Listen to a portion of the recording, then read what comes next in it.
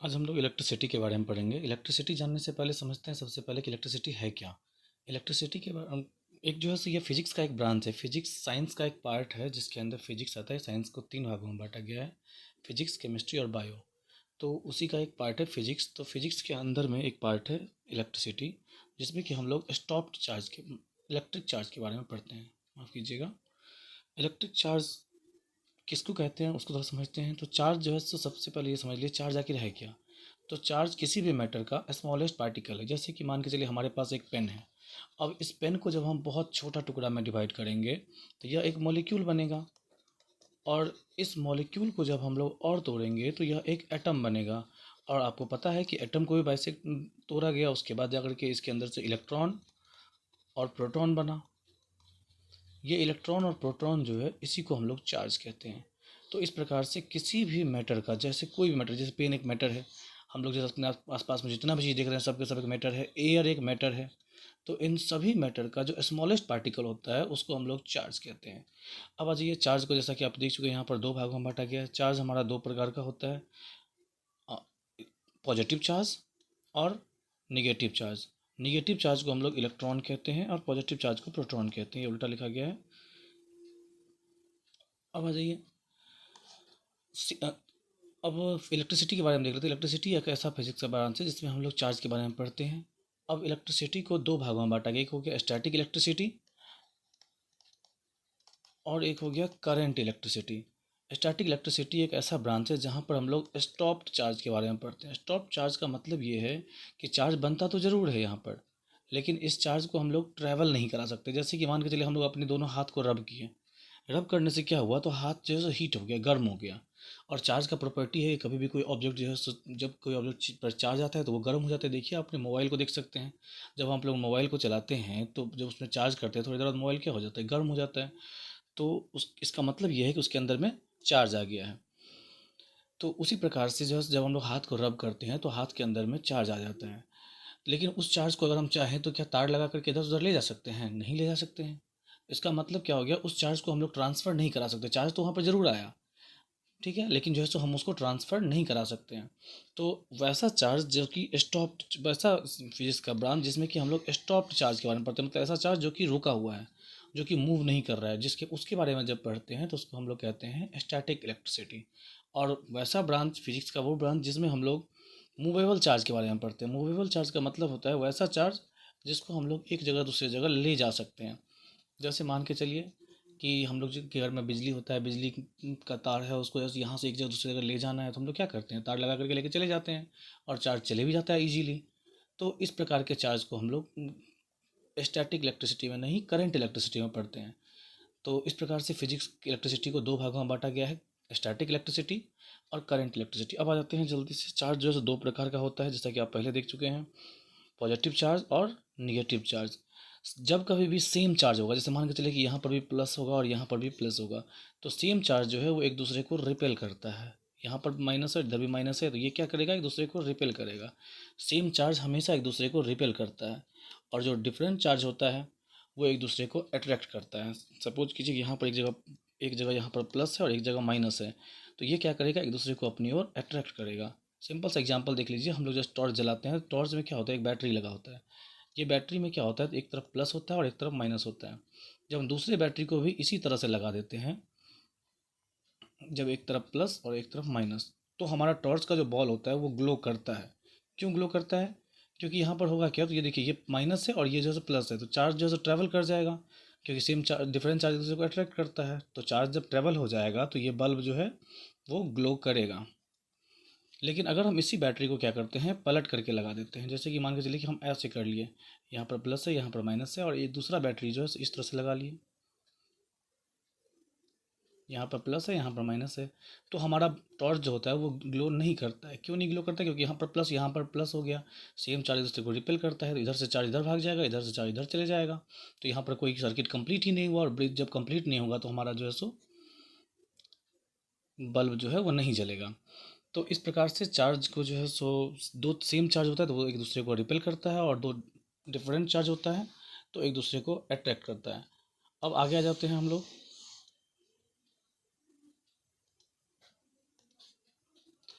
अब आगे आ जाते हैं, देखते हैं आगे क्या है। तो अब आ जाते हैं एक चार्ज पर। चार्ज का जो ऐसा यूनिट होता है वो होता है कूलम। कूलम नाम के एक साइंटिस्ट थे जो कि इसके बारे में जैसे थ्योरी दिए थे, इसीलिए चार्ज का ऐसा यूनिट कूलम होता है। इसको हम लोग कैपिटल सी से डिनोट करते हैं। और इसके उसको जो लिखा जाता है वो क्यू से डिनोट किया जाता है, कैपिटल क्यू से डिनोट किया जाता है। ऐसा यूनिट को सी से, और चार्ज को डिनोट किया जाता है क्यू से। इसका मतलब इन फ्यूचर जब भी हम लोग जो चार्ज के बारे में पढ़ेंगे तो उसको हम लोग क्यू से डिनोट करेंगे। क्यू का जो पूरा नाम होता है वो लैटिन नाम है क्वांटा। क्वांटा से मिलकर बना है। क्वांटा का मतलब होता है पार्टिकल, ठीक है, स्मॉल पार्टिकल। और आपको पता है, पीछे पढ़ चुके हैं कि चार्ज क्या है। चार्ज एक स्मॉलेस्ट पार्टिकल है मैटर का। तो इसीलिए चार्ज जो है सो को डिनोट करते हैं हम लोग क्यू से। अब आ जाते हैं, जल्दी से हम लोग देख लेते हैं। एक इलेक्ट्रॉन पे, पहले 9 में पढ़े होंगे, एक इलेक्ट्रॉन पे 1.6 into 10 to the power -19 coulomb charge होता है। आपसे पूछा जाएगा, जैसे मान के चलिए हम लोग जाते हैं 1 kg कोई सब वेजिटेबल लेने के लिए। तो हम लोग करते क्या है, जैसे मान के चलिए कि 1 kg पोटैटो लिए। तो 1 kg पोटैटो में हम आलू गिने अगर उसके अंदर में, तो हम देखें कि 9 गो या 10 गो, 10 पोटैटो हैं। उसी प्रकार से अगर हम बोलेंगे कि चार्ज को नापते किस, जैसे कि वेट को नापते हैं हम लोग केजी में, मास को नापते हैं, वेट को केजी में नापते हैं, उसी प्रकार से चार्ज को कूलम से नापते हैं। तो इसका मतलब ये हो गया कि अगर हम ये कहेंगे कहीं पर कि 1 कूलम चार्ज हमको बताइए, 1 कूलम चार्ज दीजिए, या फिर 1 कूलम चार्ज बताइए कितना होगा, तो उसके अंदर में कुछ ना कुछ नंबर होगा। आपको पता है चार्ज क्या है, चार्ज इलेक्ट्रॉन प्रोटॉन है। स्मॉलेस्ट पार्टिकल क्या, इलेक्ट्रॉन या प्रोटॉन है। तो जब कभी भी हम लोग इस 1 कूलम चार्ज खरीदने जा 1 कूलम चार्ज लेंगे कहीं पर भी, तो वहाँ पर होगा क्या, या उसमें कुछ ना कुछ तो इलेक्ट्रॉन्स का नंबर आएगा। तो अब 1 कूलम चार्ज के अंदर कितना इलेक्ट्रॉन्स आएगा उसको हम लोग फाइंड आउट करेंगे यहाँ से। आपको पता है कि एक इलेक्ट्रॉन पर कितना चार्ज होता है, 1.6 into 10 to the power -19 coulomb charge. तो अगर हम यहाँ पर 1 ला दें तो मेरा जो है 1 कूलम चार्ज का वैल्यू आ जाएगा। तो इसको इधर करते हैं, तो ये हो जाएगा 1 कूलम बराबर 1/1.6 multiply 10 to the power -19 electron. अब जब इसको हम सॉल्व करते हैं आगे, तो 1/1.6, और इस मल्टीप्लाई को हम लोग ऊपर ले आते हैं, तो multiply by 10 to the power 19 electron. Minus जो है प्लस में चले गया। अब इस पॉइंट को जब हम हटाते हैं यहाँ से, तो यहाँ पर एक जीरो।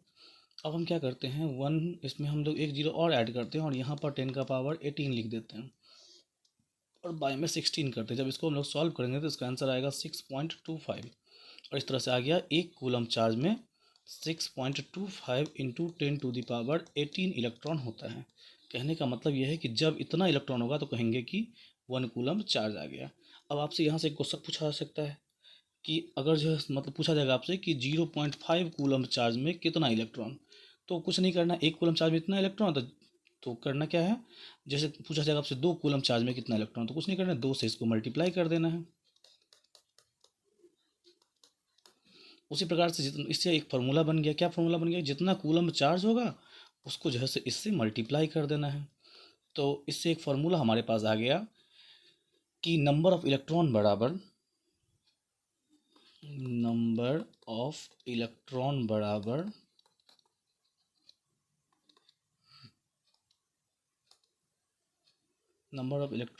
हो गया आपको चार्ज मल्टीप्लाई 6.25 इंटू 10 का पावर 18। मतलब जितना चार्ज दिया रहेगा, चार्ज मतलब चार्ज कैसे समझें, क्या चार्ज दिया है, कूलम के साइन में दिया। जैसे अगर 2 coulomb, find the number of electron in 2 coulomb of charge. तो 2 कूलम में नंबर ऑफ इलेक्ट्रॉन निकालना है, तो करना क्या है, तो आपको 2 यहाँ पर लिखना है, फॉर्मूला लिखना है, नंबर ऑफ इलेक्ट्रॉन बराबर charge multiply number 6.25 into 10 to the power 18। और 2 कूलम है तो यहाँ पर 2 लिखना है, 2 multiply 6.25 into 10 to the power 18। और इसको सॉल्व करेंगे तो इसका जो है आंसर आ जाएगा, ठीक है। और अब आ जाते हैं हम लोग कंडक्टर पे। कंडक्टर क्या होता है उसको समझते हैं ज़रा सा। कंडक्टर वैसा कोई भी ऑब्जेक्ट होता है जो कि अपने अंदर से चार्ज को अलाउ करता है पास होने के लिए। चार्ज को अलाउ करता है, मतलब क्या, ये अपने अंदर से चार्ज को अलाउ करता है पास होने के लिए। अब यहाँ पे सवाल आता है कंडक्टर के अंदर में आखिर होता क्या है जिसकी वजह से यह चार्ज को अलाउ करता है। तो जितना भी कंडक्टर, जैसे मान के चलिए कंडक्टर के अंदर में क्या होता है, तो हर एक कंडक्टर के अंदर में फ्री इलेक्ट्रॉन्स होता है, जिसके कारण क्या होता है, तो चार्ज को पास कराता है। जैसे एग्जांपल देख लीजिए, यहाँ पर जैसे ये कंडक्टर का फोटो है। अब इसके अंदर देखिए ये इलेक्ट्रॉन है, यहाँ पर देखिए कोई चार्ज अगर बाहर से कोई चार्ज आए, देखिए चार्ज दो प्रकार का होता है, जैसे कंडक्टर है, जैसे मान लीजिए कोई एक कंडक्टर है, यह एक कंडक्टर है, तो इसके खुद के अंदर में एक चार्ज होगा, वो चार्ज मूव नहीं कर रहा है, वो चार्ज रुका हुआ है, ठीक है। मतलब वो चार्ज जो है सो अंदर में मूव कर रहा है। कोई बाहर से कोई एक चार्ज यहाँ पर आया ट्रैवल करते हुए, अब देखिए ये जो है ऐसे ऐसे मूव कर रहा है, मूव कर रहा है तो क्या होगा, ये चार्ज को इधर पहुँचा देगा। अब ये भी ऐसे मूव कर रहा है तो ये क्या करेगा, इस चार्ज को यहाँ पे पहुँचा देगा। अब ये भी मूव कर रहा है तो ये इस चार्ज को बाहर की तरफ पहुँचा देगा, और हमारा जो चार्ज जो है वो इससे ट्रैवल हो जाएगा। ये जो देख रहे हैं आप लोग, यही जो है फ्री इलेक्ट्रॉन कहलाता है, अंदर में मूव करता रहता है, इसका हर एक बाहर का जो इलेक्ट्रॉन होता है वो मूव करता रहता है, और इसी फ्री इलेक्ट्रॉन के कारण किसी भी कंडक्टर के अंदर से चार्ज पास कर जाता है। देख लीजिए यहाँ पर, जहाँ पर जैसे एक इलेक्ट्रॉन आया, एक चार्ज आया, ये चार्ज को क्या किया, तो यहाँ से इधर की तरफ घुमा दिया, फिर यहाँ पर जब पहुँचा तो ये ऐसे घूम रहा है, तो ये इसको इधर की तरफ पहुँचा दिया, फिर ये ऐसे घूम रहा है तो ये इसको इधर की तरफ पहुँचा दिया, और ये चार्ज जो है वो इस कंडक्टर से बाहर निकल गया। इंसुलेटर के अंदर में क्या होता है, इंसुलेटर जो है अपने अंदर से चार्ज को पास नहीं करने देता है। इंसुलेटर के अंदर में होता क्या है, तो इंसुलेटर के अंदर में फ्री इलेक्ट्रॉन्स नहीं होता है, जिसकी वजह से क्या होता है, तो यह जो है चार्ज को पास नहीं कराता है, नो फ्री इलेक्ट्रॉन्स। इसके अंदर में कोई भी फ्री इलेक्ट्रॉन्स नहीं होता है, जिसकी वजह से यह चार्ज को पास नहीं कराता है। अब आगे आ जाते हैं। अब देखिए जैसे मान के चलिए कि कोई चार्ज इन्फिनिटी पे, यहाँ पर कहीं दूसरी जगह चार्ज है, बहुत सारा चार्ज होता है एटमॉस्फेयर में, देखिए बादल जो है सब बादल के अंदर में भी चार्ज होता है, तो एटमॉस्फेयर में इन्फिनिटी पर कोई एक चार्ज है। अब जो है सो क्या है, तो उस चार्ज को जो है मतलब अब वो चार्ज है, अब उस चार्ज को हमको क्या करना है, इन्फिनिटी से खींच करके उसको क्या करना है, तो एक पॉइंट पर लेके आना है, इस जगह पर लेके आना है, यहाँ से खींच करके यहाँ तक लेके आना है उस चार्ज को। तो हमको क्या करना पड़ेगा, वर्क करना पड़ेगा कि नहीं करना पड़ेगा। साइंस के लैंग्वेज में साइंस कहता है कि अगर किसी ऑब्जेक्ट पे फोर्स लगाए और वो ऑब्जेक्ट डिस्प्लेस हो गया, मतलब यहाँ से यहाँ चले आया, तो हम कहेंगे कि वर्क हुआ, वर्क डन हुआ, ठीक है। तो अब ये चार्ज इन्फिनिटी पे कहीं पर था, हमको इस चार्ज का ज़रूरत यहाँ पर था, तो हम जो है क्या कि इस चार्ज को यहाँ से खींच करके यहाँ पर लेके आए। अब इसको खींच के यहाँ तक लाने में कुछ तो वर्क हुआ होगा, क्योंकि ऑब्जेक्ट तो ट्रैवल किया है, यहाँ पर एक चार्ज था वो घूमते हुए यहाँ पर आ गया, तो इसका मतलब ऑब्जेक्ट जो है ट्रैवल किया है, तो इसका मतलब वर्क डन हुआ। तो इसी वर्क डन को हम लोग जो है वो पोटेंशियल कहते हैं। तो पोटेंशियल का डेफिनेशन हो गया टोटल वर्क डन। पोटेंशियल क्या है, तो सिर्फ ये कुछ नहीं है, ये जो है सिर्फ वर्क डन है। किसका वर्क डन है, तो कोई भी एक चार्ज को इन्फिनिटी से एक पॉइंट पर लाने में जो वर्क डन होता है उसी को क्या कहते हैं, पोटेंशियल कहते हैं। इसका ऐसा यूनिट जो होता है वो वोल्ट होता है। अब आ जाइए, जनरली इन्फिनिटी से जो चार्ज को लाया नहीं जाता है हमेशा, कभी ऐसा इनकी मतलब इनकी ऐसा देखा जाता है कि जब इन्फिनिटी से कभी चार्ज आया तो उसको हम लोग क्या कहेंगे, पोटेंशियल कहेंगे। जब यहाँ से यहाँ जब चार्ज आया इन्फिनिटी से, जैसे कि बादल के पास चार्ज है, बादल कहाँ पर है पता नहीं है, अब उस जगह से लाइटनिंग वगैरह के बाद क्या होता है, चार्ज जो है हमारे सर्किट में बल्ब में कहते हैं कि हम लोग जैसे बल्ब में स्विच बंद, जब बाद लाइटनिंग होता है तो हम लोग कहते हैं कि स्विच बंद कर लो, नहीं तो पंखा वगैरह जल जाएगा। कैसे जल गया, तो वो चार्ज जो है वहाँ से क्या होता है, इन्फिनिटी से जैसे आ जाता है हमारे बोर्ड की तरफ, इंड्यूस हो जाता है, तो इसके कारण क्या हो गया, तो चार्ज इंड्यूस्ड हो गया। अब इन्फिनिटी से वो आया, अब डिस्टेंस तो ट्रैवल किया चार्ज, तो इसका मतलब कुछ ना कुछ तो वर्क डन हुआ होगा, और इसी वर्क डन को हम लोग जो है वो इलेक्ट्रिक पोटेंशियल कहते हैं। अब आ जाइए, अब एक पोटेंशियल हमारे घर में भी होता है, जैसे मान के चलिए कि एक जगह चार्ज यहाँ पर है, हमारे पास ये बोर्ड है, इस बोर्ड में क्या है, इस जगह पर चार्ज आया हुआ है। अब यहाँ से हमको क्या करना है, पंखा की तरफ करंट चार्ज को ले जाना है, तो यहाँ से तार जोड़े और यहाँ पर फैन की तरफ हम लोग जो है सब तार को जोड़ दिए फैन में। अब क्या हो गया, तो यह जो है सो फैन क्या किया, तो यहाँ से चार्ज को खींच करके यहाँ से यहाँ लेके चले आया। तो अब देखिए एक पॉइंट यहाँ पर था, इस पॉइंट से चार्ज खींचा करके यहाँ पर आ गया, तो इसमें भी तो कुछ ना कुछ वर्क डन हुआ होगा, क्योंकि चार्ज देखिए यहाँ से एक चार्ज कभी भी देखिए इन्फिनिटी से ट्रैवल करे एक पॉइंट तक, या फिर एक पॉइंट से दूसरे पॉइंट तक ट्रैवल करे, कोई ना कोई वर्क डन तो हुआ होगा। तो जब कभी भी एक पॉइंट से दूसरे पॉइंट तक लाया जाता है चार्ज को, ठीक है, उसमें जो वर्क डन होता है, एक पॉइंट से दूसरे पॉइंट तक लाने में जो वर्क डन होता है, उस वर्क डन को हम लोग जो है वो पोटेंशियल डिफरेंस कहते हैं। इसका भी ऐसा यूनिट वोल्ट ही होता है, क्योंकि दोनों के दोनों तो वर्क डन ही है, तो इसका ऐसा यूनिट वोल्ट होता है, और जो है सो इसको हम लोग कैपिटल भी से डिनोट करते हैं। अब पोटेंशियल डिफरेंस है क्या, तो यह कुछ भी नहीं है, वर्क डन है, एक पॉइंट से दूसरे पॉइंट तक ले जाने का वर्क डन है। तो इससे हम लोग क्या कर सकते हैं, वर्क वर्क इसको लिख सकते हैं, potential difference is equal to work done per charge, मतलब पर चार्ज को लाने में जो वर्क डन होता है उसी को पोटेंशियल डिफरेंस कहते हैं। कहाँ से कहाँ तक लाने में, तो एक पॉइंट से दूसरे पॉइंट तक ले जाने में। चलिए, तो पोटेंशियल डिफरेंस बराबर हम लोग पर को हम लोग फ्रैक्शन लिखते हैं, तो वर्क डन पर चार्ज, इस तरह से फॉर्मूला हो गया। वर्क डन को W से डिनोट करते हैं और चार्ज को तो Q से पीछे पढ़ चुके हैं, तो इस तरह से potential difference is equal to W/Q। और पोटेंशियल डिफरेंस को हम लोग V से डिनोट करते हैं, तो इसका मतलब हो गया कि V बराबर W/Q। और इस तरह से हम लोग जो है एक फार्मूला हम लोग को मिल चुका है।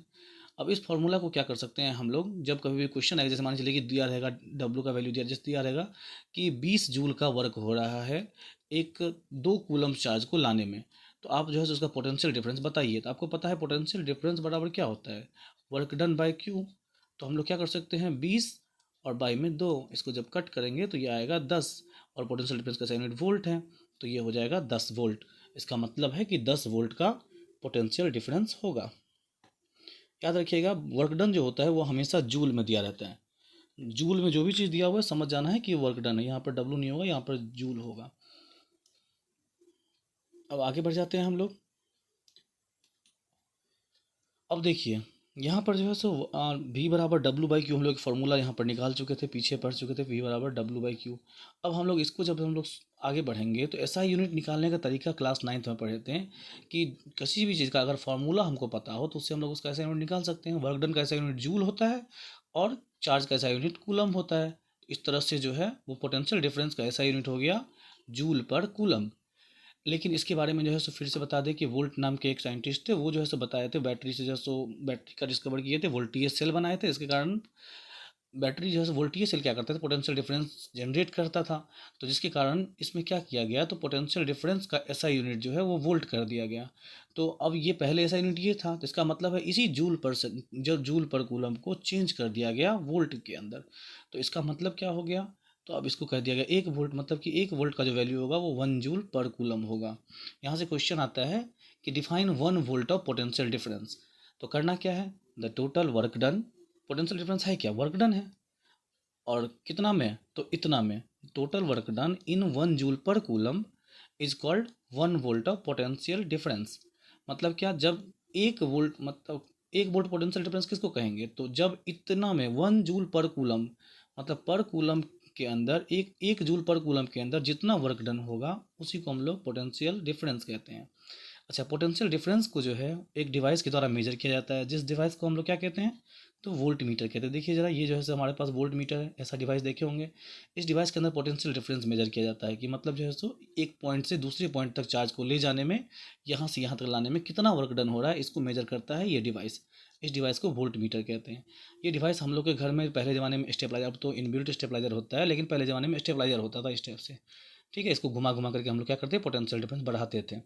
तो ये स्टेबलाइजर में भी ये डिवाइस लगा होता है। इसका मतलब ये है कि स्टेबलाइजर का यूज़ क्या होता है, तो एक पॉइंट से दूसरे पॉइंट तक चार्ज को ले जाने में जो वर्क डन होता है उसको मेजर करने के लिए इसका यूज़ करते हैं। या अब देखिए क्या होता था, हम लोग के घर में क्या होता था, तो लाइन का वोल्टेज कम हो जाता था, तो हम लोग क्या करते थे, स्टेबलाइजर का वोल्टेज कम हो जाता था, तो टीवी वगैरह नहीं चलता था, तो हम लोग क्या करते थे, इसको जो है सो घुमाते थे, ये 1 ये 2 और ये 3 ऐसे करके घुमाते थे।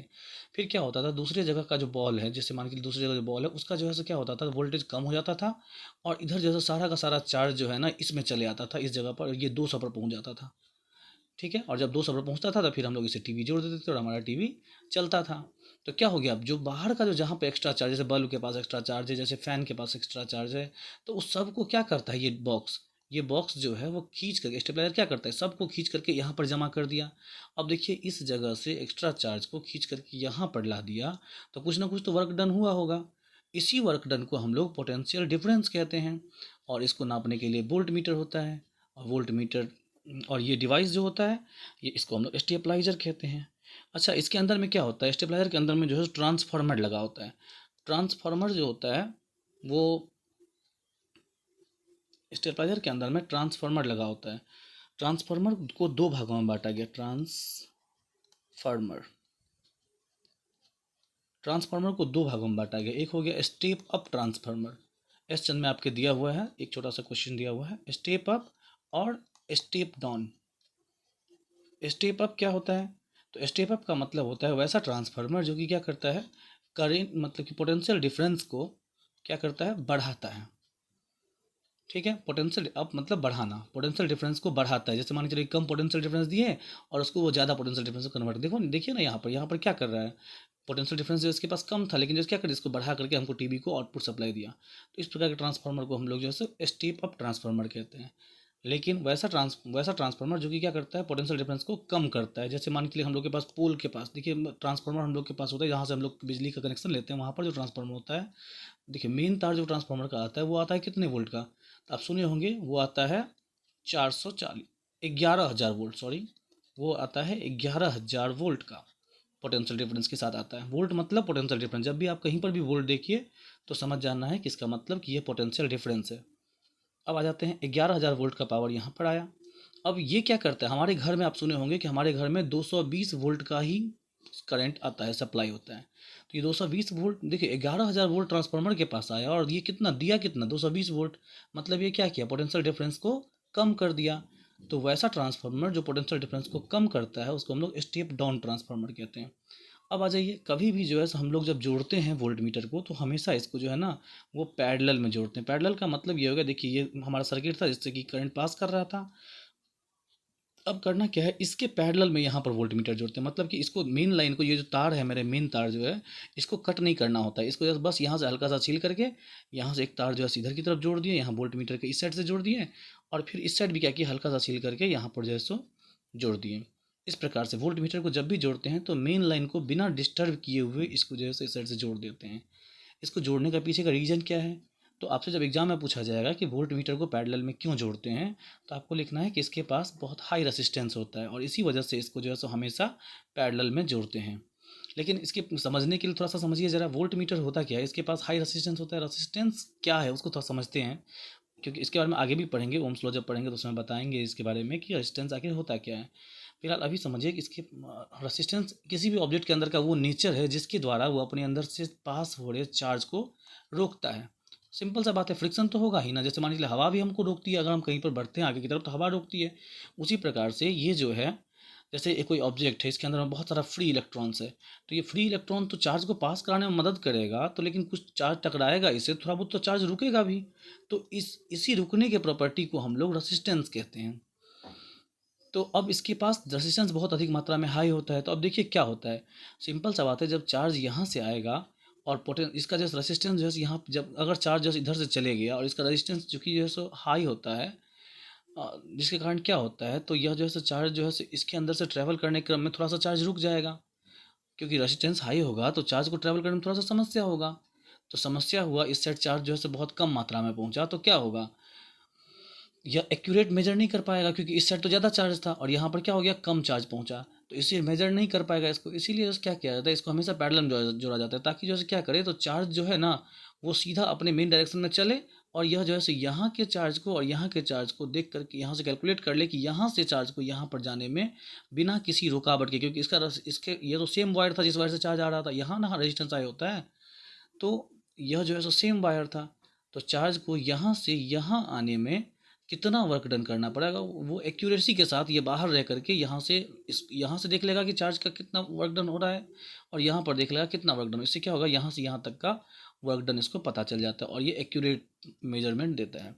इसीलिए पोटेंशियल डिफरेंस को हमेशा पैरेलल में जोड़ते हैं और इसके पास हाई रेजिस्टेंस होता है। ये रीजन आपको एग्जाम में जब भी पूछा जाएगा तो आपको लिखना है कि पोटेंशियल डिफरेंस का जो होता है वो हाई रेजिस्टेंस होता है, इसी वजह से इसको जो है हम लोग पैरेलल में कनेक्ट करते हैं। आज के वीडियो में बस इतना ही। प्लीज़ मेरे चैनल को लाइक, शेयर और सब्सक्राइब कर दीजिए। ऐसे और भी वीडियो इलेक्ट्रिसिटी का और भी पूरे फिजिक्स का, इस एग्जाम से पहले हम जैसे सारे वीडियो को जैसे और भी बनाएंगे, न्यूमेरिकल्स वगैरह का बहुत ईजी कॉन्सेप्ट के साथ सीखेंगे। तो प्लीज़ मेरे चैनल को लाइक, शेयर और सब्सक्राइब कर दीजिए। धन्यवाद।